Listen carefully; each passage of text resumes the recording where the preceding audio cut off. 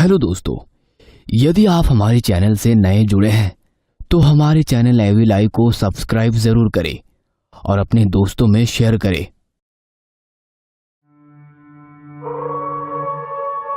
रात के 11 बज रहे थे और रितिका अकेले सुनसान सड़क पर चलती जा रही थी। उसके दोनों तरफ दूर दूर तक जंगल फैले हुए थे। रितिका बार बार पीछे भी पलटकर देख रही थी और फिर चलती जाती। आज इतनी देर हो गई कि मुझे ऑटो तक नहीं मिला। एक तो पूरा दिन ऑफिस में बॉस ने खराब कर दिया। ऑलरेडी सर दर्द कर रहा है और अब पैर भी दर्द करने लगे। कुछ कदम चलने के बाद अरे हाँ, याद आया, राहुल कुछ कह रहा था। यहाँ आगे कोई बरगद का पेड़ है, वहाँ से शॉर्टकट है जो सीधा हमारी कॉलोनी के पीछे वाली गली में निकलता है। मैं एक काम करती हूँ, शॉर्टकट ले लेती हूँ, जल्दी पहुँच जाऊंगी, वरना तो मैं अगली सुबह ही घर पहुँच पाऊंगी। कुछ आगे जाकर ही रितिका को बहुत ही बड़ा और घना बरगद का पेड़ दिखा और उसे देखकर रितिका खुशी से बोली, बस यहीं से जाना है। वह तुरंत बरगद के पेड़ से लगे पगडंडी पर चल पड़ी जो जंगल के बीच से होकर गुजरती थी। आधे रास्ते पर आने के बाद रितिका को डर लगने लगा था। उसे लग रहा था जैसे दोनों तरफ जंगल से कई जोड़ी आंखें उसे घूर रही है। तभी उसे लगा जैसे कोई उसके पीछे चल रहा है। रितिका के बढ़ते कदम अचानक थम गए और उसने पीछे पलटकर देखा तो ऐसा लगा जैसे कोई साया बड़ी तेजी से गुजरा हो। रितिका का दिल जोरों से धड़कने लगा। उसके चेहरे पर पसीने की बूंदें चमकने लगी थी। वह अपने कदम तेज तेज बढ़ाती जा रही थी। तभी उसे बाइक की आवाज सुनाई दी। इस वक्त यहाँ बाइक की आवाज सुनना रितिका के लिए बहुत हैरानी की बात थी। लेकिन पीछे देखा तो पीछे से एक बाइक आ रही थी और वो बाइक रितिका के कुछ आगे जाकर रुकी और बाइक से उतरा एक बड़ा ही गुड लुकिंग सा लड़का। पहले तो रितिका को घबराहट हुई, लेकिन फिर उसने सोचा चलो कोई इंसान तो दिखा। तब तक वो लड़का चलता हुआ रितिका के पास आ चुका था और उसने कहा, आप रात के इस वक्त ऐसी जगह पर क्या कर रही हैं मिस? मेरा नाम रितिका है, मैं आईटी कंपनी में काम करती हूँ। दरअसल आज मुझे लेट हो गया तो मुझे कोई सवारी नहीं मिली और यहाँ से शॉर्टकट है, इसलिए मैं यहाँ से आ गई। इतना कहते कहते रितिका को अचानक से तेज ठंड का एहसास होने लगा। वो अपना हाथ सहलाते हुए अपने मन में बोली, अचानक ठंड कैसे हो गई? अब तक तो सब ठीक था। इतने में वो लड़का मुस्कुराता हुआ अपना हाथ आगे बढ़ाकर बोला, मेरा नाम बादल है। इत्तेफाक से आज मुझे भी देर हो गई थी तो मैं भी शॉर्टकट के चक्कर में इधर से जा रहा था। अच्छा हुआ आप मुझे मिल गई। वैसे ये रास्ता रात के वक्त अकेले आने जाने वालों के लिए ठीक नहीं है, जमाना बहुत खराब है। आइए मैं आपको आगे तक छोड़ दूं। पहले तो रितिका को लगा मना कर दे, ऐसे किसी अनजान के साथ जाना ठीक नहीं होगा। लेकिन फिर उसने सोचा कि ऐसे सुनसान जंगल में जानवरों का शिकार बनने से तो अच्छा है कि किसी अजनबी के साथ आगे तक चली जाए। रितिका बादल के साथ उसकी बाइक पर बैठ गई। रास्ते भर बादल अपने बारे में बताता रहा। उसने बताया कि वो जमींदारों के खानदान से है। उसके घर वाले शहर में नौकरी करना, अपने गांव से दूर रहना इन चीजों को पसंद नहीं करते और चाहते हैं कि वो गांव आकर जमींदारी संभाले। लेकिन बादल को अपना करियर बहुत प्यारा था, इसलिए वो अकेला ही यहाँ रहता है और इवेंट मैनेजमेंट कंपनी में काम करता है। बादल अकेले ही बोलता जा रहा था। उसने जरा सा पीछे मुड़कर देखा तो रितिका उसकी पीठ पर सर लगाए अपनी आंखें बंद कर शायद वो सो गई थी।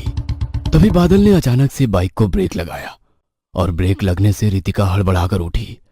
आंखें खोलते ही रितिका ने जो सामने देखा उससे वो कांप उठी। उसने देखा कि बाइक के आगे एक लाइन से कई काले साए खड़े हैं। वो सब सर से पैर तक काले लबादे में थे, सिर्फ उनकी लाल आंखें चमकती ही दिख रही थी। यह देख रितिका कांप उठी। उसने बादल का हाथ पकड़ते हुए कहा, बादल ये सब क्या है? इसलिए मैंने तुमसे कहा था ये जगह रात में अकेले जाने आने के लिए ठीक नहीं है। बादल की आवाज में अजीब सी दर्द थी। रितिका ने बादल की आंखों में देखा तो रितिका के देखते ही देखते बादल की आंखें भी लाल होकर चमकने लगी थी और ये देखकर रितिका चीख पड़ी और चीखती हुई बेहोश होकर गिर गई। अगली सुबह जब रितिका की आंख खुली तो वो अपने घर में थी। अपने बेडरूम में रितिका हड़बड़ाकर उठी और चारों तरफ देखकर बोली, मैं घर कैसे आ गई? और वो बादल, वो काले साए।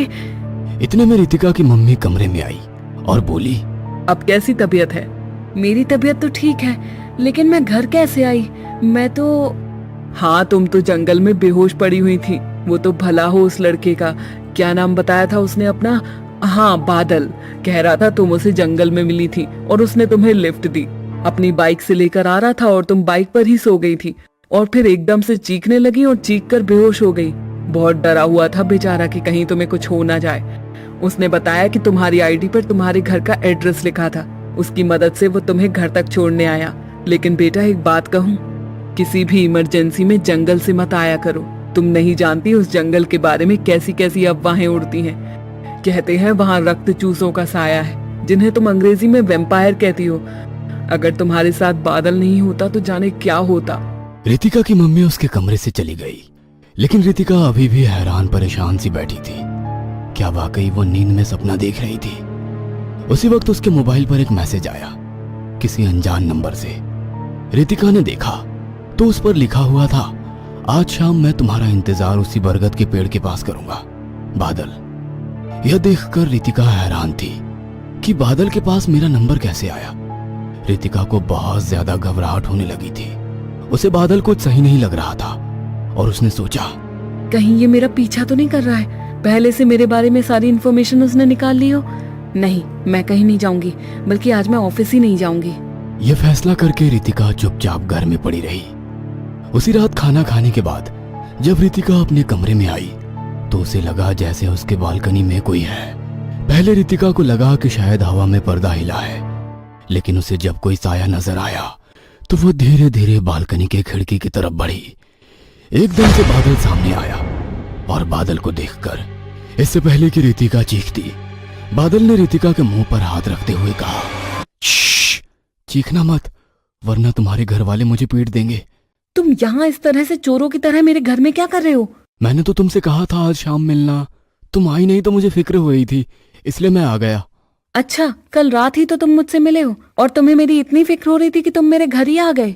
बादल रितिका को गौर से देखता हुआ बोला, नहीं रितिका, कल से तो तुम मुझे जानती हो, मैं तो तुम्हें बहुत पहले से जानता हूँ। सच कहूं तो मैं तुम्हें बहुत चाहता हूँ। यह सुनकर रितिका हैरानी से बादल की तरफ देखती रही और बादल ने कहा, तुम्हें यकीन नहीं हो रहा है ना? रुको, मैं तुम्हें दिखाता हूँ। उसके बाद बादल ने अपने फोन में रितिका की ढेरों तस्वीरें दिखाई जो काफी पुरानी थी। तो जाहिर सी बात थी, बादल रितिका के पीछे बहुत पहले से था। और बादल आगे बोला, मैं कल भी तुम्हारे सामने नहीं आता क्योंकि मैं जानता हूं तुम मुझे एक्सेप्ट नहीं करोगी।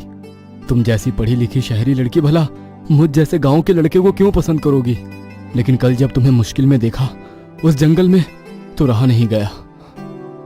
बादल की बात सुनकर रितिका हैरान भी थी और उसके चेहरे पर शर्म की लाली भी दिख रही थी। मैं तुमसे कल कॉफी शॉप में मिलती हूँ, इससे पहले कि कोई तुम्हें देखे और सच में तुम्हारी पिटाई हो जाए। चले जाओ। जाते हुए बादल ने अपनी जेब से एक छोटा सा बॉक्स निकालकर रितिका को देते हुए कहा, ये तुम्हारे लिए। इतना कहकर बादल जिस तरीके से आया था उसी तरीके से गैलरी से होता हुआ कहीं गायब हो गया। रितिका ने जब वो बॉक्स खोला तो बहुत ही सुंदर सा हार्ट बना हुआ था जिसमें रितिका की मुस्कुराती हुई फोटो थी और उसमें लाइटिंग और म्यूजिक ऐड किया हुआ था। रितिका काफी देर तक मुस्कुराती हुई उसको देखती रही। शाम को जब वो कॉफी शॉप में पहुंची तो बादल पहले से उसका इंतजार कर रहा था और उसे देखकर रितिका बोली, तुम काफी देर से वेट कर रहे हो? काफी देर से नहीं, काफी सालों से। रितिका शर्मा कर मुस्कुरा उठी और फिर अपने बैग से एक छोटा सा गिफ्ट बॉक्स निकालकर, कल तुम मेरे लिए गिफ्ट लाए थे तो मैंने सोचा क्यों ना मैं भी तुम्हारे लिए कुछ लूं। ये तुम्हारे लिए। बादल एक्साइटेड होता हुआ उस गिफ्ट को लेकर खोलने लगा और खोलकर देखा तो सिल्वर के पेंडेंट से बना बादल का नाम लिखा हुआ था। उस पेंडेंट को हाथ में लेते ही वह बादल के हाथों से छूट गया। क्या हुआ?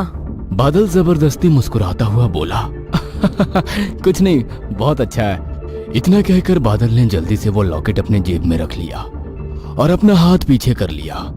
बादल का हाथ पूरी तरीके से जला हुआ था। रितिका को बादल कुछ अनकंफर्टेबल लग रहा था। मैं तुमसे बाद में मिलूंगा, इतना कहकर वो बड़ी तेजी से चला गया। रितिका को समझ नहीं आया कि आखिर ये क्या हुआ। रितिका के पास से निकलकर बादल हवा की तेजी के साथ आगे बढ़ता जा रहा था। वह उसी बरगद के पेड़ के पास पहुंचा और अजीब तरीके से आवाज निकालने लगा। बादल की आवाज के साथ ही वहां कई काले साए मौजूद हो गए। उन सब ने बादल को घेर लिया और बादल अपना हाथ आगे बढ़ाते हुए बोला, चांदी चांदी छुआ है मैंने। वह काले साए बादल के इर्द गिर्द गोल गोल घूमने लगे और फिर उसे घेर कर उसके ऊपर झुक गए। बादल उनके बीच में कहीं छुप जा गया और थोड़ी देर बाद जब वो काले साए हटे तो बादल खड़ा हुआ और अब वो बिल्कुल ठीक था। उसका हाथ भी बिल्कुल ठीक हो चुका था। बस कुछ दिनों की बात है, कुछ दिनों तक मुझे उस लड़की के आसपास रहना है। जैसे ही हमारा मकसद पूरा हो जाएगा हमें इस तरह छुप कर नहीं रहना पड़ेगा। हम वैम्पायर्स एक बार फिर अपनी शर्तों पर जिएंगे। बादल की आंखें लाल हो गई और अपनी दोनों कीले दांतों के साथ वह बहुत ही खूंखार लगने लगा था। बादल के पीछे एक लाइन से खड़े वो काले लवादे वाले साए आसमान की तरफ देखकर अजीब से आवाज निकालने लगे थे, जिससे वो पूरा जंगल कांपने लगा था। बादल रितिका के साथ अपनी नजदीकी बढ़ाने लगा। कभी वो साथ खाना खाने जाते तो कभी घूमने। जल्द ही रितिका को बादल पर पूरी तरीके से यकीन हो चुका था और रितिका ने फैसला कर लिया था कि वो अपने घर वालों से बादल को मिलवाएगी। लेकिन रितिका का एक्स बॉयफ्रेंड अनुज, जिसे रितिका और बादल की नजदीकी बिल्कुल अच्छी नहीं लग रही थी, वह किसी भी हालत में रितिका को वापस पाना चाहता था। रितिका ने उसकी बुरी आदतों की वजह से ही उसे छोड़ा था और अब अनुज को लग रहा था कि वो कैसे भी करके रितिका और बादल का रिश्ता तोड़वा दे। एक शाम बादल रितिका से मिलकर लौट रहा था और अनुज अपने एक दोस्त के साथ बादल का पीछा करने लगा ताकि वो अकेले में बादल को डरा धमका सके। अनुज बादल का पीछा करते करते जंगल वाले रास्ते में आ चुका था। बादल उसी विशाल बरगद के पेड़ के पास जाकर रुका और अपने साथियों को आवाज देने लगा। जल्द ही कई सारे साए वहां मौजूद हो गए। बादल अपने साथियों के साथ था, तभी उसे लगा जैसे कोई उस पर नजर रख रहा है और उसने देखा दो लड़के जो पेड़ के पीछे छुपे इन लोगों को ही घूर रहे हैं। बादल ने जैसे ही उन लड़कों को पलटकर देखा, लड़के वहां से भागे और बादल के होठों पर एक क्रूरता भरी मुस्कुराहट आ गई और वो हवा की तेजी के साथ लड़कों के सामने जाकर खड़ा हो गया। बादल के दो पहने दांत और लाल आंखें देखकर उन दोनों लड़कों की हालत खराब हो गई थी। वह घबराते हुए वहां से भागते। इससे पहले बादल ने उन दोनों को दबोचा और उन दोनों के गर्दन पर अपने दांत बारी बारी से चुभा दिए। देखते ही देखते हुए दोनों लड़के लाश बनकर सड़क पर गिर गए और बादल वही जंगलों में कहीं खो गया। अगली सुबह जब रितिका उठी और अपना मोबाइल चेक कर रही थी, उसे लगा कि शायद बादल का कोई कॉल मैसेज आया होगा, लेकिन ऐसा कुछ नहीं था। तभी उसे घर के बाहर बहुत शोर शराबे की आवाज आई। पूछने पर पता चला कि दो लड़कों की मौत उस जंगल में हो गई है। पूरी कॉलोनी में ये अफवाह थी कि ये काम वैम्पायर का है। ये शहर और इसका जंगल सदियों से वैम्पायर से श्रापित रहा है। ये सुनकर रितिका को बादल की और फिक्र होने लगी, क्योंकि बादल भी जंगल की तरफ से गया था और तब से उसका कुछ पता नहीं था, कॉल भी नहीं लग रहा था। रितिका तुरंत घर से बाहर निकली और उसी बरगद के पेड़ की तरफ बढ़ी जहां बादल ने उसे पहले भी मिलने बुलाया था। रितिका वहां काफी देर तक खड़ी रही, आसपास ढूंढती रही, लेकिन उसे बादल कहीं नहीं मिला। उस दिन शाम को जब रितिका ऑफिस से लौट रही थी तो वो जानबूझकर उसी रास्ते से लौटी कि कहीं बादल उसे दिख जाए, लेकिन बादल तो नहीं। लेकिन रितिका को महसूस हुआ जैसे कोई उसका पीछा कर रहा है। रितिका ने जब पीछे पलटकर देखा तो वही काले साए थे जिन्हें रितिका ने पहले दिन बादल के साथ देखा था। यह देखकर रितिका के हाथ पैर फूल गए। वह पूरी जी जान से वहां से भागने लगी, लेकिन वो साए लगातार रितिका के पीछे लगे रहे और रितिका भागते भागते किसी से टकराई और जब उसने देखा तो वो बादल था। बादल को देखते ही वो काले साए जंगल में कहीं गुम हो गए। बादल, ये सब क्या था? कौन थे ये और तुम्हें देखकर भाग गए? तभी रितिका की नजर बादल की आंखों पर पड़ी। बादल की आंखें बिल्कुल लाल हो चुकी थी और ये देखते रितिका बादल से दूर खड़ी हो गई। बादल ने अपनी आंखें बंद की और फिर एकदम सामान्य होकर बोला, नहीं, तुम शैतान हो। हाँ, तुम सही कह रही हो, मैं शैतान और दरिंदा था।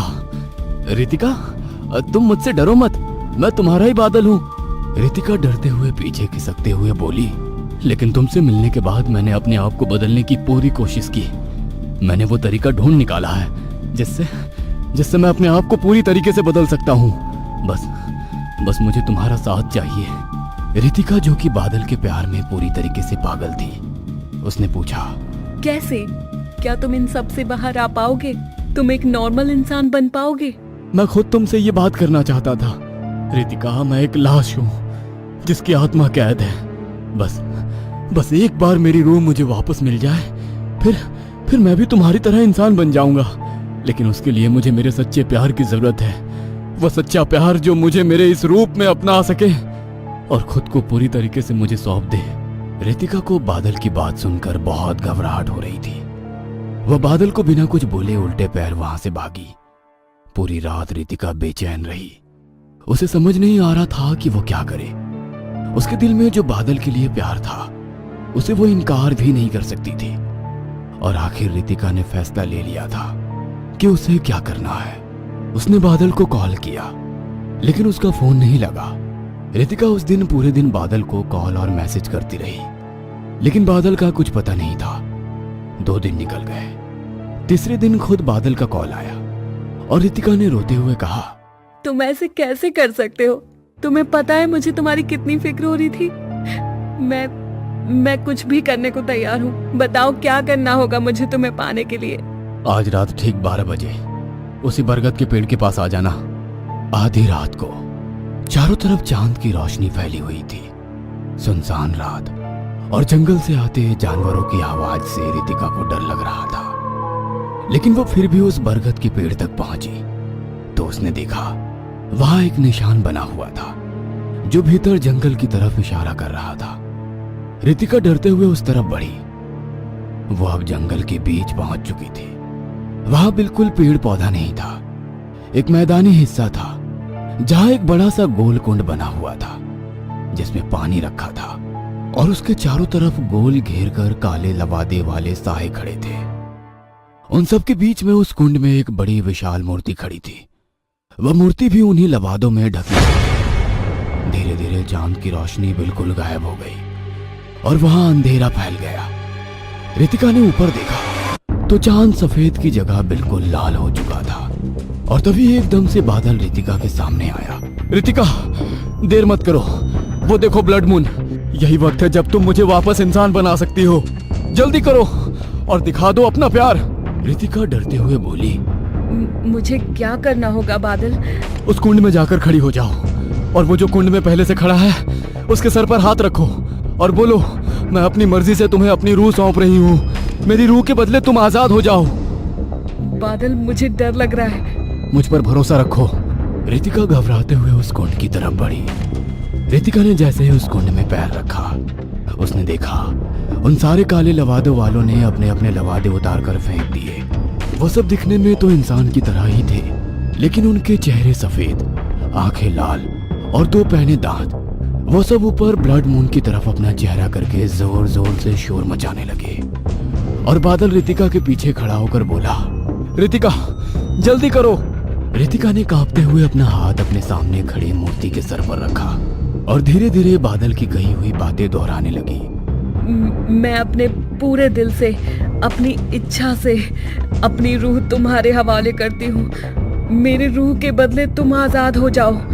रितिका के इतना कहते ही बादल ने रितिका के गर्दन में अपने दांत चुभा दिए। रितिका जोर से चीख पड़ी और ब्लड मून से एक लाल रंग की रोशनी निकली जो पहले से खड़े उस मूर्ति के सर पर पड़ने लगी और वो मूर्ति टूट गई और एक जीते जागते शक्ल में बदल गई। वहां मौजूद सभी वैम्पायर खुशी से शोर मचाने लगे। वे शख्स रितिका के गर्दन पर बने बादल के दांतों के निशान को देखकर मुस्कुरा उठा।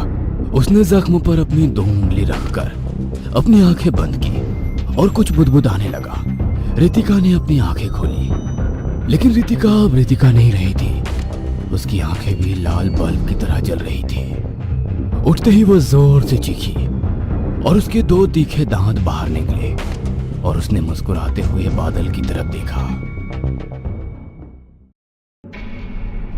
शेफाली ने अपना चेहरा जैसे ही कांच में देखा तो उसकी जोरों से चीख निकल गई। कांच में उसके चेहरे की जगह किसी भयानक महिला का चेहरा नजर आ रहा था, मानो किसी ने पत्थर से उस महिला का चेहरा कुचल दिया हो। जगह जगह से खून और मांस लटक रहा था। महिला शेफाली को देखकर जोरों से हंस रही थी। अचानक शेफाली का चेहरा भी उस महिला के चेहरे की तरह भयानक दिखने लगा। अपना चेहरा देखकर शेफाली की चीख निकल गई। चीख के कारण शेफाली की नींद खुल गई। उसने उठकर देखा तो अपने बिस्तर पर ही थी। सबसे पहले उसने अपने हाथ पैरों को देखा और जाकर कांच में अपने चेहरे को निहारा। चेहरा पहले की तरह ही खूबसूरत था। अपने खूबसूरत चेहरे को एक फ्लाइंग किस देकर शेफाली बोली, शेफाली, तुम्हें कोई हक नहीं है तुम इतनी खूबसूरत नजर आओ। तुम्हें देखकर कितने ही लोगों के दिल में छुरियां चल जाती हैं। ऐसे ही नहीं तुम इस कंट्री की टॉप मॉडल हो। जल्द ही अब तुम फिल्मों में भी नजर आओगी। You are great my darling. Shefali खुद की तारीफ कर ही रही थी कि मोबाइल में अलार्म बज गया। अलार्म बजने पर शेफाली होश में आई। शेफाली ने अलार्म बंद किया और अपना जिम बैग लेकर जिम के लिए निकल गई।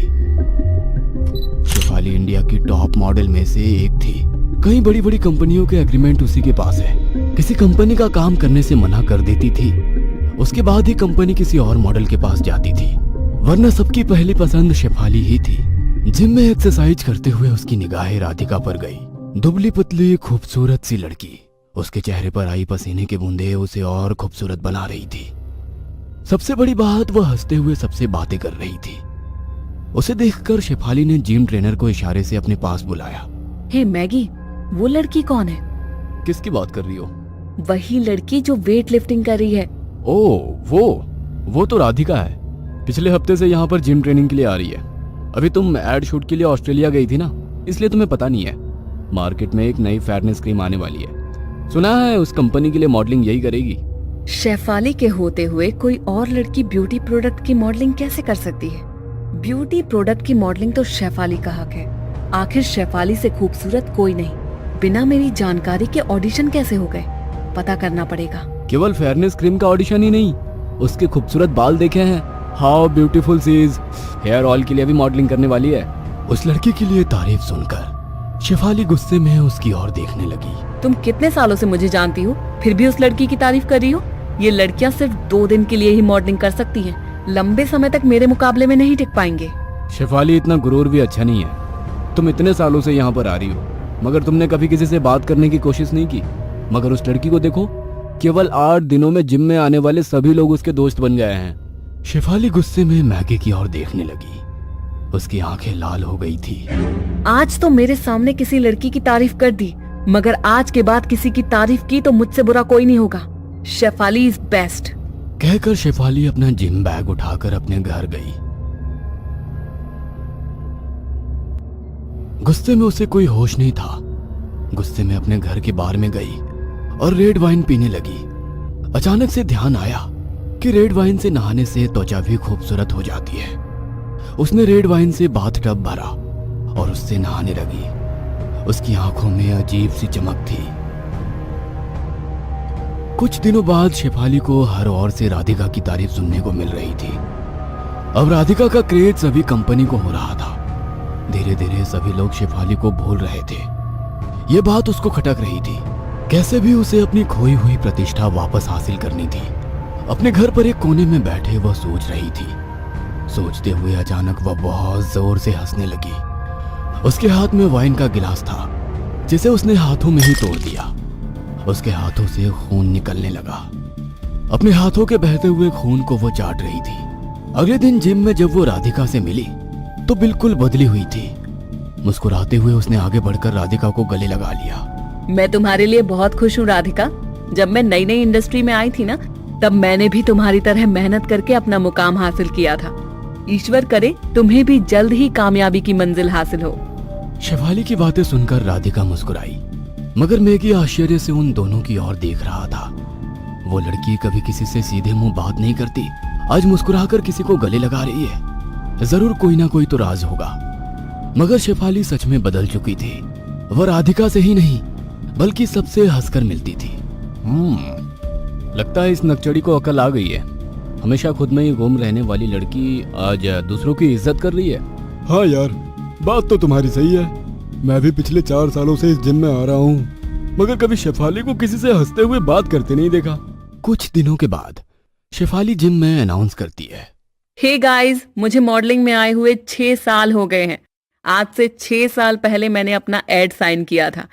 इन 6 सालों की कामयाबी को सेलिब्रेट करने के लिए मैंने अपने फार्म हाउस पर एक छोटी सी पार्टी रखी है। आप सब लोग भी पिछले 5 सालों से मेरी फिटनेस जर्नी का हिस्सा रहे हो। यदि आप लोग मेरी खुशी सेलिब्रेट करने के लिए आएंगे तो मुझे अच्छा लगेगा। शेफाली बुलाए और हम लोग ना आए, ऐसा हो सकता है? हम लोग उस पार्टी में जरूर आएंगे। शेफाली सभी लोगों को इनवाइट करने के बाद राधिका के पास स्पेशली पहुंचती है और उसका हाथ अपने हाथों में लेकर बोली, राधिका, प्लीज तुम्हें कल जरूर आना है। मेरा खूबसूरत फार्म हाउस तुम्हें बहुत पसंद आएगा। क्यों नहीं, मैं जरूर आऊंगी। राधिका के हाँ कहने पर शेफाली चेकिंग रूम में अपने हाथ की लगी चोट को फिर से खोदकर खून निकालकर चाटने लगी। अगले दिन सभी लोग शेफाली की पार्टी में पहुंचे। पार्टी में बहुत रौनक लगी हुई थी। ढेर सारे रिपोर्टर्स भी वहां मौजूद थे। सभी पार्टी को कवर कर रहे थे। शेफाली, हमने सुना है कि अब आपको कोई नए ऐड नहीं मिल रहे हैं। शेफाली गुस्से में उस रिपोर्टर की ओर देखती है। तुम रिपोर्टर के पास किसी की पर्सनल लाइफ में झांकने के अलावा कोई काम नहीं होता क्या? यहाँ इतने सारे सेलिब्रिटी आए हैं, उनके बारे में बात करने के बजाय मेरी पर्सनल लाइफ को डिस्कस कर रहे हो। मैम, हमारा वो मतलब नहीं था। हम तो केवल इतना जानना चाहते हैं कि आपने ऐसी पार्टी 2 साल पहले रखी थी जब आपके करियर को बीट करने के लिए नई मॉडल चारुलता आई थी। उस पार्टी के बाद चारुलता का कोई अता पता नहीं मिला। इस पार्टी के बाद नई उभरती मॉडल राधिका भी गायब ना हो जाए। अपनी जुबान पर लगाम दो, अपनी हद भूल रहे हो। सब जानते हैं चारुलता ने पार्टी की रात में बहुत सारी ड्रिंक कर ली थी। इतनी मुफ्त की शराब उसे हजम नहीं हुई और ना जाने कहां जाकर मर गई। मिडिल क्लास लोगों को जब भी मुफ्त का मिलता है तो उन्हें आसानी से हजम नहीं होता। No more questions please.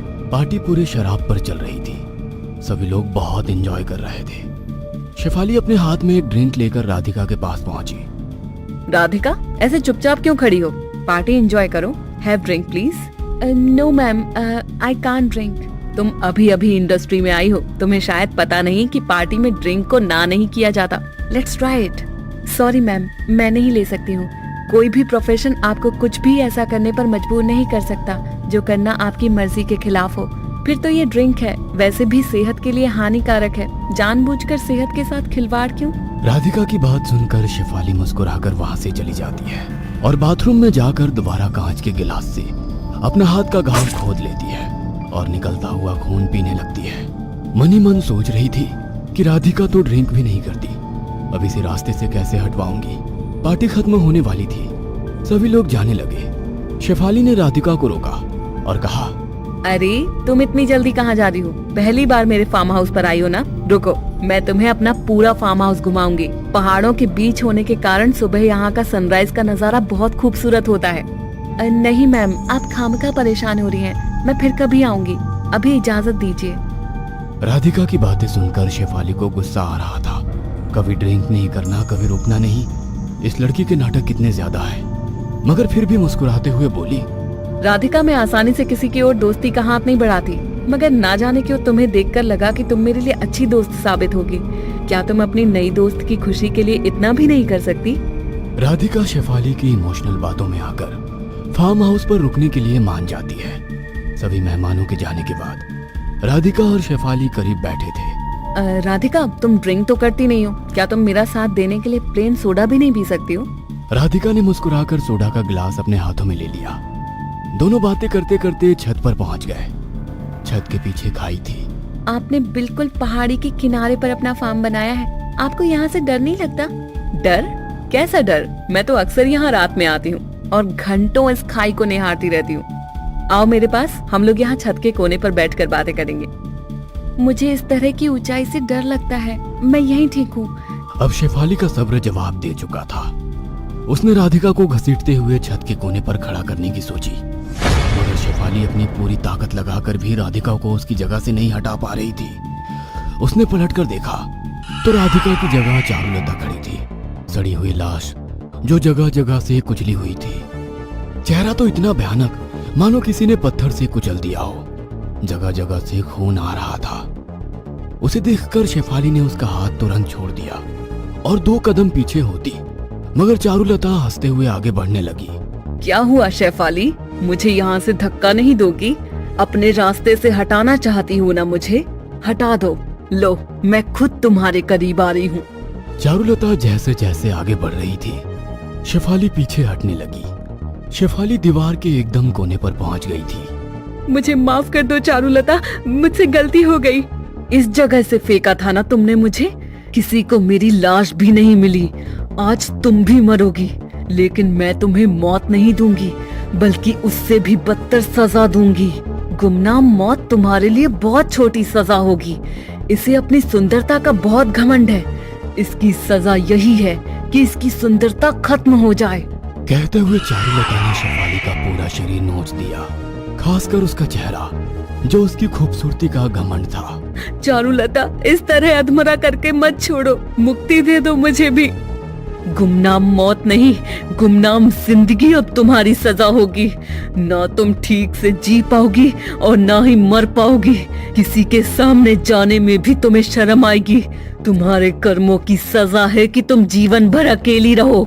Charulata के श्राप के कारण शेफाली अब बदरंग जिंदगी जीने पर मजबूर हो गई। एक दो बार मरने की कोशिश करी तो चारुलता की आत्मा ने उसे मरने नहीं दिया।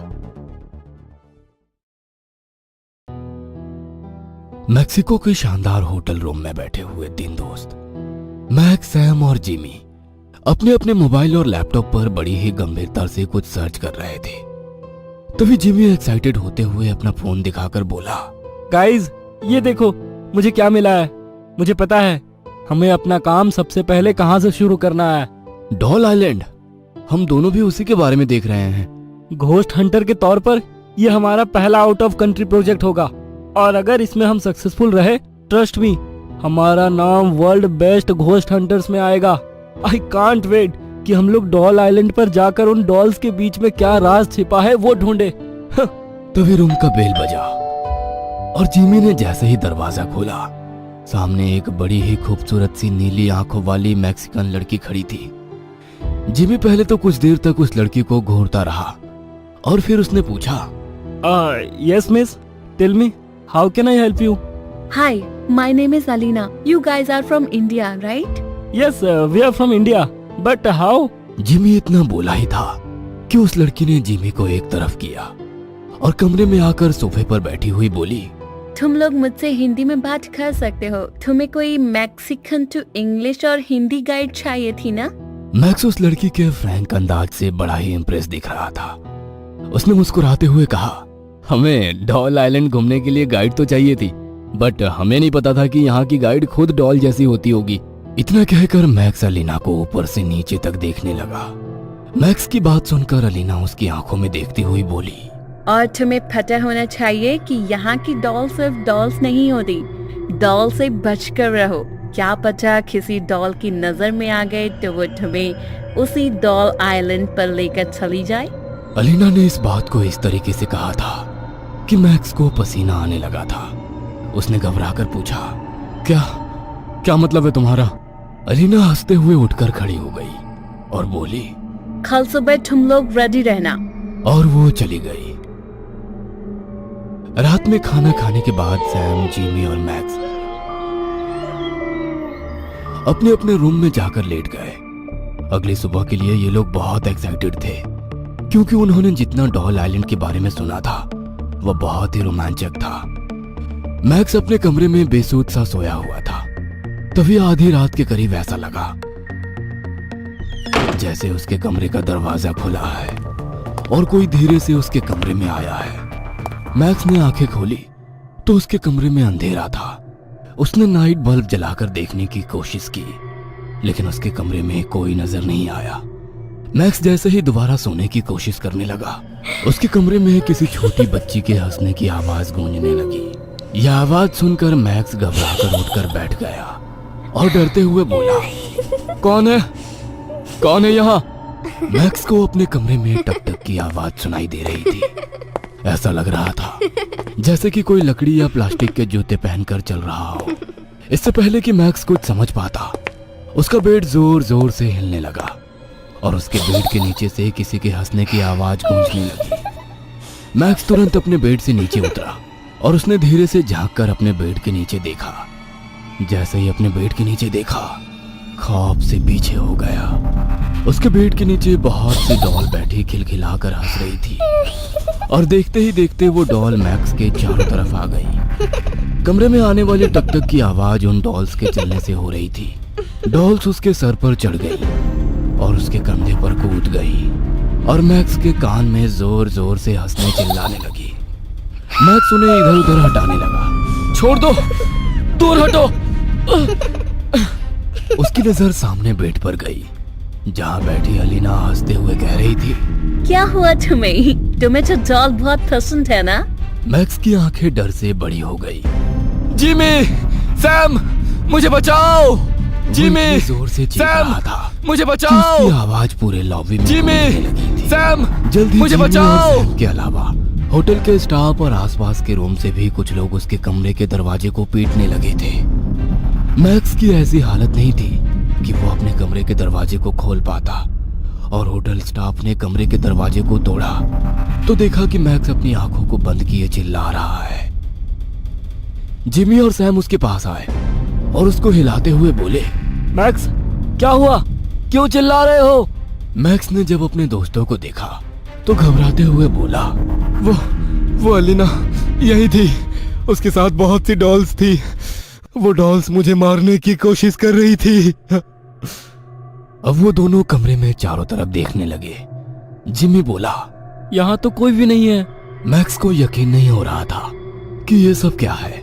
हम जब से इंडिया से निकले हैं तुम सिर्फ डॉल्स और आइलैंड के बारे में पढ़ रहे हो। ये सब तुम्हारे दिमाग का वहम है और कुछ नहीं। एक काम करो, तुम मेरे साथ चलो, मेरे रूम में आकर सो जाओ। सैम उसे अपने रूम में लेकर चला गया। उन सब के मैक्स के कमरे से निकलते ही मैक्स के कमरे के दरवाजे पर एक गुड़िया ने झांक कर देखा और मुस्कुराती हुई दरवाजा बंद कर दिया। अगली सुबह भी मैक्स बहुत ज्यादा घबराया हुआ था। सैम और जिमी उसे चीयर अप कर रहे थे। सैम ने कहा, अब तू अपने सपनों की जगह पर जाने वाला है डूड। बस कुछ ही देर की बात है। जैसे ही अलीना आएगी हम सब निकल जाएंगे। शट अप गाइस, ये कोई मजाक नहीं है। मैंने कल अलीना को देखा था। अरे अभी पता चल जाएगा, एक बार अलीना आ जाए। तभी दरवाजा नॉक हुआ। लगता है अलीना आ गई। जिमी ने जैसे ही दरवाजा खोला उसने देखा सामने होटल के स्टाफ के साथ उन्हीं की उम्र का एक लड़का खड़ा था। Yes, tell me. Sir, did you need a guide to go to Doll Island? This is mister Xavier, he will be your guide. ये सुनकर जिमी के होश उड़ चुके थे। उसके ही नहीं, रूम में बैठे मैक्स और सैम ने जब ये सुना तो वो दोनों भी घबरा गए थे। But our guide was Miss Alina, who met us last evening. Where is she? No man, I am your tour guide cum translator, Mexican to Hindi and English. Okay, come in. Xavier अंदर आया तो उसने देखा max और Sam दोनों ही Jimmy की तरह nervous लग रहे थे। जेवियर ने पूछा, Hey guys, what happened? क्या तुम लोगों को मेरा यहाँ होने से प्रॉब्लम है? मुझे लग रहा है मैक्स कल रात को जो बात कर रहा था वो सही था। कहीं वो लड़की, ओ माय गॉड, मतलब हमारे यहाँ आते ही हमारे साथ वो एक्सपीरियंस हुआ है जिसके लिए हम यहाँ आए हैं। श्श, चुप रहो। अभी मैक्स ये सुन लेगा तो वो आइलैंड पर नहीं जाएगा और हमारा प्लान चौपट हो जाएगा। तीनों ही जेवियर के साथ डॉल आइलैंड के लिए निकल गए थे। उन्हें हर जगह केवल डॉल ही डॉल दिख रही थी। ऐसा लग रहा था जैसे वो सारी डॉल्स कुछ कहना चाहती हैं, वो बोल रही हैं। कभी कभी तो उन्हें ऐसा भी लग रहा था जैसे वो हंस रही हैं, आपस में बातें कर रही हैं। कभी किसी की पलक झपकती हुई महसूस हो रही थी। जेवियर इन तीनों के चेहरे के एक्सप्रेशंस को देखता हुआ बोला, गाइस डोंट बी अफ्रेड। ये बोलते हुए अचानक जेवियर को लगा, इसको क्या हो रहा है? ये आउट ऑफ बैलेंस क्यों हो रहा है? Come on. जेवियर पूरी कोशिश कर रहा था कार को सीधी चलाने की, लेकिन उसकी कार अपने आप एक तरफ मुड़ गई और ये देखकर मैक्स और उसके दोनों दोस्त बहुत घबरा गए। मैक्स घबराते हुए बोला, जेवियर ये क्या है? जेवियर को लगा कि कहीं ये लोग बहुत ज्यादा डर ना जाए, इसलिए उसने कहा, जस्ट किडिंग मैन, अब मैं तुम लोगों को बहुत अच्छी जगह ले जाएगा। हालांकि जेवियर के चेहरे पर घबराहट साफ बता रही थी कि उसे खुद नहीं पता कि कार कहाँ जा रही है। इस वक्त ये लोग एक घने जंगल में थे जहाँ पर बहुत पुराने पुराने और अजीबोगरीब आकृति के पेड़ लगे हुए थे जो अपने आप में बहुत ही डरावने थे। सूरज की रोशनी वहां बहुत कम पहुंच रही थी। उसी से दूर एक टूटा फूटा कॉटेज था। मैक्स चारों तरफ देखता हुआ बोला, "हाँ, ऐसी जगह पर ये कॉटेज कैसे?" उसके इतना कहते ही जेवियर कोई जवाब नहीं देता। उनकी गाड़ी बंद पड़ गई। जेवियर ने बहुत कोशिश की गाड़ी स्टार्ट करने की, लेकिन स्टार्ट नहीं हुई और उसने घबराकर कहा, "ओ गॉड, अब यहाँ से हमें पैदल ही आगे बढ़ना होगा। जल्दी निकलो यहाँ से, यह जगह सेफ नहीं होता।" जेवियर कार से उतरा और इन सबको भी जल्दी उतरने को बोलकर जल्दी जल्दी कदम बढ़ाने लगा। आखिर क्यों यहाँ हर जगह ऐसा मंजर देखने को मिलता है? इस आइलैंड में सबसे ज्यादा हॉन्टेड प्लेस यही है। कहते हैं इस पूरे आइलैंड की डॉल्स यहीं से कंट्रोल होती है। इस जगह पर डॉल्स की स्पिरिट होती है जो रात को यहाँ से बाहर जाती है और अलग अलग डॉल्स को जिंदा करती है। फिर सुबह होते होते वापस वो स्पिरिट यहाँ लौट कर आ जाती है। ये चारों उस कॉटेज के आगे से गुजर रहे थे। तभी मैक्स को लगा जैसे कॉटेज की खिड़की में कोई खड़ा है। मैक्स ने गौर किया तो उसकी खिड़की पर अलीना मुस्कुराती हुई नजर आई। उसकी मुस्कान से मानो वो सम्मोहित हुआ और उस कॉटेज की तरफ चल पड़ा। कुछ देर बाद जैसे ही वो सपनों से बाहर आया, उसने चारों तरफ अपने दोस्तों को देखा, लेकिन उसे उसके दोस्त नहीं मिले। मैक्स पूरी जान से वहां से भागा। उसे नहीं पता था वो कहां भाग रहा था, बस वो भागता जा रहा था। लेकिन हैरानी की बात यह थी कि किसी भी तरह भागता पर वो वापस उसी कॉटेज के पास आता और जोर जोर से सांसें लेने लगा। गॉड, ये कहाँ फंस गया मैं। तभी उसके पीछे से अलीना की आवाज आई, तुम बिल्कुल सही जगह पर हो। तुम्हें तो डॉल पसंद है ना, और आखिर डॉल आइलैंड आकर तुम्हें तुम्हारी डॉल तो मिलनी ही चाहिए। अपने पीछे अलीना को देखकर मैक्स को पसीने आने लगे। उसने डरते हुए कहा, नहीं, देखो, मुझे माफ कर दो। मैं मैक्स के बोलते ही बोलते उसके सामने अलीना जो एक लड़की थी वो डॉल में तब्दील हो गई और धीरे धीरे चलती हुई मैक्स के नजदीक आई और एकदम से उसके गर्दन को फाड़कर किसी छोटी बच्ची की तरह बोली, लेकिन तुम तो मुझे पसंद आ गए और इस कॉटेज में मैं अकेली रहती हूँ, इसलिए अब तुम मेरे साथ रहोगे, मेरी तरह डॉल बनकर। सैम और जिमी जो आगे बढ़ रहे थे, उन्हें मैक्स के चीखने की आवाज आई। उन्होंने जब पीछे पलट कर देखा तो मैक्स नहीं दिखा। कहीं वो कॉटेज में तो नहीं चला गया? जेवियर के साथ सैम और जिमी दोनों ही उस कॉटेज तक भागते हुए आए, लेकिन उन्हें वहां मैक्स नहीं दिखा। तभी सैम की नजर मैक्स के जूतों पर पड़ी। मैक्स के शू तो यहाँ है, इसका मतलब वो कहीं कॉटेज में तो नहीं गया। चलो जल्दी देखते हैं। इसका कोई फायदा नहीं है। देखो, मैंने कहा था ना, ये सबसे डेंजर प्लेस है, लेकिन तुम्हारा दोस्त नहीं माना। अगर अपनी जान प्यारी है तो यहाँ से निकलो, वरना हम में से कोई यहाँ से लौट कर नहीं जाएगा। हम यहाँ से सीधा पुलिस स्टेशन जाएंगे, क्योंकि मुझे पता है कि मैक्स कॉटेज में ही है। देखो माय फ्रेंड्स, इस जगह पर 1 मिनट भी नहीं रोक सकता, और मैं तुम लोगों को बता दूं कि पुलिस भी कुछ नहीं कर सकता है। तुम लोगों को अगर अपने मन का पीस के लिए पुलिस का हेल्प चाहिए तो तुम लोग ले सकता है। आखिर है क्या इस जगह पर?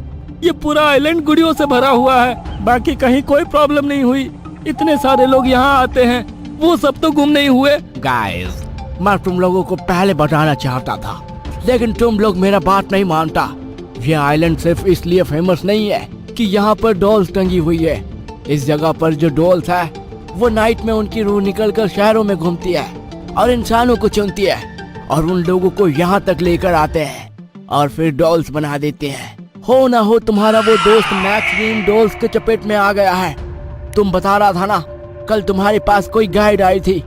हो ना हो वो कोई ह्यूमन नहीं थी, वो डॉल थी जो अपने शिकार की तलाश में निकली थी और उसने तुम्हारे दोस्त को सेलेक्ट किया था। क्या बकवास है ये? ऐसा कुछ नहीं होता। माना हम घोस्ट हंटर्स हैं, हमारा काम है भूतों को पकड़ना, लेकिन हम भी जानते हैं इस तरह की कोई चीज नहीं होती। ये सब बस लोगों को डराकर पॉपुलर होने का तरीका है। तभी जिमी को लगा जैसे कोई उसे आवाज दे रहा है। उसने जब देखा तो उसे कॉटेज के विंडो पर अलीना के साथ मैक्स खड़ा दिखा और देखते ही देखते दोनों डॉल में बदल गए। ये सब देख तीनों डर गए। जैसे ही वो गाड़ी में बैठे, अचानक गाड़ी के छत पर कुछ गिरने की आवाज आई।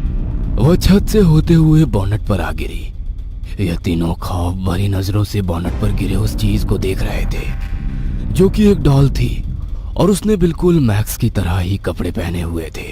गाइस, हम साथ आए थे तो साथ ही रहेंगे। इतना कहकर वो डॉल हंसने लगी। जेवियर ने पूरी स्पीड से गाड़ी स्टार्ट की और वो डॉल एक तरफ गिर गई, लेकिन उसके पीछे डॉल की भयानक हंसी रह गई। एक लड़का तेजी से सड़क पर भागे जा रहा था। उस अंधेरी रात में चारों तरफ सन्नाटा पसरा हुआ था। बीच जंगल में से गुजरती हुई रोड के अगल बगल लंबे घने पेड़ थे। वहां पर केवल उसके भागने से ही हो रही कदमों की आवाज और उसके हाफने की आवाज आ रही थी। दूर कहीं मानो कोई रो रहा था। धीरे धीरे किसी के सिसकने की आवाज तेज होती जा रही थी। दूर तक भागने के बाद वो एक पेड़ के नीचे खड़ा हो गया और मुड़कर देखने लगा। कोई उसके पीछे तो नहीं है, मगर वहां दूर तक किसी को ना देखकर उसे चैन की सांस आई, मानो किसी मुसीबत को बहुत पीछे छोड़ आया हो। तभी किसी ने उसके कंधे पर धक्की दी। उसे लगा कि पेड़ के पीछे कोई है। जैसे ही उसने झांक कर देखा, वहां कोई नहीं था। वह इधर उधर उस शख्स को ढूंढने लगा जिसने उसके कंधे पर थपकी दी थी। तभी उसके ऊपर पेड़ पर से पानी टपकने लगा। उसने वो पानी की बूंदें हाथ में ली तो वो पानी नहीं बल्कि खून था। स्याह लाल खून। खून देखकर उसकी चीख निकल गई। चीख सुनकर उस पेड़ पर से एक साथ कई सारे चमगादड़ उड़ने लगे। उनके एक साथ उड़ने से वहां का शांत माहौल बेचैनी देने वाले शोर में बदल गया था। कुछ पल के बाद शांति हो गई, मगर अभी भी उसका दिल जोरों से धड़क रहा था। उसे कुछ समझ में नहीं आ रहा था कि उसके साथ क्या हो रहा है। हिम्मत करके धीरे धीरे आगे बढ़ा। तब उसे दोबारा एहसास हुआ कि उसके पीछे कोई चल रहा है, मगर उसने पलटकर नहीं देखा। जिसकी लंबी सी नाक थी, कटा फटा चेहरा और आंखों से खून बह रहा था, वो भयानक चुड़ैल थी। इस तरह उसे अचानक अपने सामने देख लड़का 2 कदम पीछे हट गया और वहां से भागने की कोशिश करने लगा, मगर बुढ़िया ने वहीं खड़े खड़े अपने हाथ को बढ़ाया और अपने नाखूनों से उसका चेहरा नोच लिया। उसे अपने शरीर पर किसी के चलने का एहसास हुआ तो उसकी नजर अपने चारों तरफ पड़ी। वो चारों तरफ से बड़ी बड़ी मकड़ियों से घिरा हुआ था। सारी मकड़ियां उसके ऊपर चढ़ने लगी और उसकी चीख से पूरा जंगल गूंज उठा। एक ही पल में मकड़ियों ने उसके शरीर का पूरा मांस खा लिया। हड्डियों का कंकाल छोड़कर वहां से गायब हो गई। क्या बकवास है ये? लैपटॉप बंद करते हुए विभा ने अपने पास बैठे वैभव से कहा, इसमें बकवास क्या है? अच्छी भली तो कहानी है। कितने इंटरेस्टिंग तरीके से वो भूतनी सामने आई थी। ओह, देखकर तो मुझे अभी भी डर लग रहा है। मेरे हाथ के रोंगटे खड़े हो गए थे उसे देखकर। दिल जोरों से धड़क रहा था। ओह, ये भूत प्रेत ना सब बकवास बातें हैं। ऐसा कुछ भी नहीं होता। ये तो मूवी बनाकर लोगों को डराते हैं फिल्म मेकर्स। तूने कभी सुना है कि ये लोग सच में होते हैं? क्या कभी किसी ने देखा है इनको? वैभव गुस्से में विभा की ओर देखने लगा और बोला, तुम मान या मत मान, भूत तो होते हैं। कहते हुए उसकी आंखें लाल हो गई। मैं नहीं मानती। हाँ, जल्दी तुझे इन सब के होने का एहसास होगा, तब तू मेरी बातों पर यकीन करेगी। हाँ, कराओ मुझे एहसास, तभी तुम्हारी बात मानूंगी।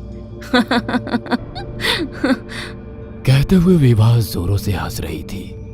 कुछ दिनों बाद रात के 10 बज रहे थे। अपनी एक मीटिंग खत्म करते करते विभा को निकलने में देर हो गई थी। वो कार में बैठकर खुद से बोली, Vibha madam, it's too late. 10 तो आपको पुणे में ही बज गए। मुंबई पहुंचते पहुंचते 1 बज जाएगा।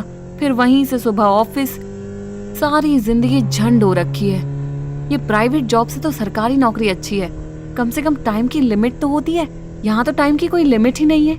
यदि कल ऑफिस के लिए लेट हो गया तो हाफ डे लगा देंगे, मगर ये नहीं देखेंगे कि कल देर रात तक ऑफिस की मीटिंग अटेंड की है।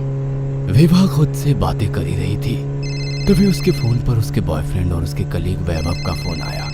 विभा, कहाँ हो तुम? अभी तक निकली या नहीं? कितनी देर में आओगी? यार वैभव, तुम भी गजब करते हो। तुम्हें पता है ना, 8 बजे तो मीटिंग ही चल रही थी। उसके बाद होटल जाकर फ्रेशन अप हुई और वहां से निकली हूँ। 1 बजे तक ही पहुंच पाऊंगी। कितनी बार कहा है ड्राइवर को साथ लेकर जाया करो, मगर तुम्हें तो अकेले गाड़ी ड्राइव करने का शौक है। अब तुम मोबाइल को ब्लूटूथ से कनेक्ट करो और मुझसे बात करती रहो। तुम्हें पता है ना मुझे तुम्हारी चिंता हो जाती है। Please Vaibhav, don't treat me like a kid. वैसे ही मेरा मूड ठीक नहीं है, मीटिंग भी कुछ खास नहीं रही। मैं अभी बात नहीं कर रही, घर पहुंचकर मैं फोन करती हूँ। लिसन यार, मैं तुम्हें बच्चों की तरह ट्रीट नहीं कर रहा हूँ, मगर मेरी फीलिंग तो समझो। मुझे तुम्हारी फिक्र होती है। फिक्र करने से मैं जल्दी तो नहीं आ जाऊंगी। सुबह तुम्हारा ऑफिस है, सो जाओ, सुबह मिलते हैं। कहते हुए विवाह फोन रखी रही थी कि अचानक उसकी गाड़ी की डिक्की पर कुछ गिर गया। उसकी चीख सुनकर वैभव बोला, क्या हुआ? देखो, मैं बोल रहा था ना, तुम अकेली रहती हो तो मुझे चिंता होती है। तुम फोन रखो, मैं चेक करके देखती हूँ क्या है। बस यही तो डर लग रहा था, इसलिए मैं तुमसे बात कर रहा था। अभी कुछ दिन पहले ही मुंबई पुणे हाईवे पर एक लड़के का शव मिला था। कोई जानवर था या ना जाने कौन। शरीर पर मांस का एक टुकड़ा भी नहीं था, केवल कंकाल बाकी था। गाड़ी से बाहर मत निकलो, चुपचाप गाड़ी चलाओ। Please stop your nonsense, okay? सारा दिन यूट्यूब पर हॉरर स्टोरी देखकर खुद भी डरते हो और दूसरों को भी डराते हो। मैंने पहले भी कहा है, भूत प्रेत जैसा कुछ नहीं होता है। कहते हुए उसने फोन रख दिया और फिर गाड़ी साइड लगाई। गाड़ी से बाहर निकलकर देखा तो वहां कुछ भी नहीं था। इतनी तेज आवाज थी मगर डिक्की को खरोच भी नहीं आई थी। वह मन ही मन सोचने लगी कि यह कैसे हो सकता है। पत्थर या जो भी था वो काफी तेज गिरा था। वो गाड़ी को आसपास से देखकर वापस पलटी ही थी कि अचानक से उसके ऊपर एक बड़ी सी मकड़ी गिरी, जिसे उसने झटका देकर हटाया। मकड़ी का आकार देखकर वो बोली, इतनी बड़ी मकड़ी? ये तो अफ्रीका के जंगलों में पाई जाती है, पुणे के जंगलों में कहाँ से आ गई? वह वापस गाड़ी में आकर गाड़ी चालू करके कुछ दूर चली ही थी कि अचानक सामने से एक बूढ़ी औरत आ गई। विवाह हैरानी से उसकी ओर देखने लगी क्योंकि कुछ सेकंड पहले पूरी रोड खाली थी। अचानक से एक बूढ़ी औरत कहां से आ सकती है? विवाह गुस्से में उसकी ओर देखते हुए बोली, अम्मा जी, मरने के लिए मेरी गाड़ी मिली थी, साइड हटो, वैसे ही देर हो रही है। वो विवाह के सामने आकर बोली, मुझे आगे तक अगले गांव जाना है, रात हो गई है, कोई बस नहीं मिल रही। क्या तुम मुझे वहां तक छोड़ दोगी? इतनी रात को इस जंगल में क्या कर रही हो? वह बुढ़िया बिना कुछ कहे धीरे धीरे मुस्कुरा रही थी। विवाह को वैसे ही देर हो रही थी तो उसने बिना कुछ सोचे समझे उसे अंदर आने का इशारा कर दिया। वह बूढ़ी औरत चेहरे पर मुस्कान लिए कार के अंदर बैठ गई। इतनी रात गई, यहाँ जंगल में अकेली क्या कर रही हो? सुना है यहाँ पर शैतानी आत्माएं एक साथ भटकती हैं। तुम्हें डर नहीं लगता? माँ जी, अभी थोड़ी देर पहले ही मैंने किसी को कहा था मैं इन सब बातों में यकीन नहीं करती हूँ। नहीं करती हो तो कोई बात नहीं, जल्द ही करने लगोगी। विवाह को बुढ़िया की बातें समझ नहीं आई। अभी कुछ दूर चले ही थे कि बुढ़िया के शरीर में परिवर्तन होने लगा। अभी तक जो हाथ पैर झुर्रियों वाले थे, उसके हाथ पैरों में कसावट के साथ चमक आ गई। पोपले से मुंह में बड़े बड़े दांत थे। अभी थोड़ी देर पहले जिस मुंह से धीरे धीरे आवाज निकल रही थी, वो अचानक से जोर जोर से हंसने लगी।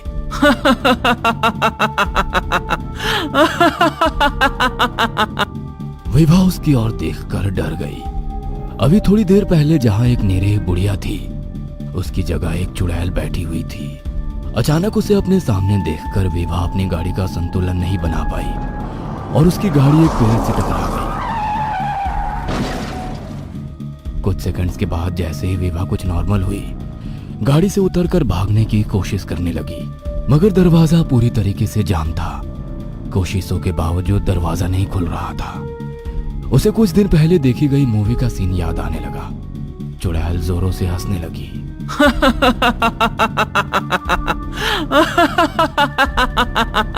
मौत को अपनी गाड़ी में बैठाकर जिंदगी की तलाश कर रही है। ये दरवाजा कभी नहीं खुलेगा। तुझे तो अभी हमारी प्यास बुझानी है। बहुत दिनों के बाद किसी जवान लड़की का खून पीने को मिलेगा। मेरा शिकार कभी जिंदा नहीं बचा। कहते हुए उसने विवाह के हाथों पर नोच दिया। उसके हाथों से निकलता हुआ खून पीते हुए वो मुस्कुरा रही थी। अचानक एक झटके से गाड़ी का दरवाजा खुल गया। वो गाड़ी से निकलकर भागने लगी। पीछे पड़ी चुड़ैल उसे देखकर जोरों से हंस रही थी।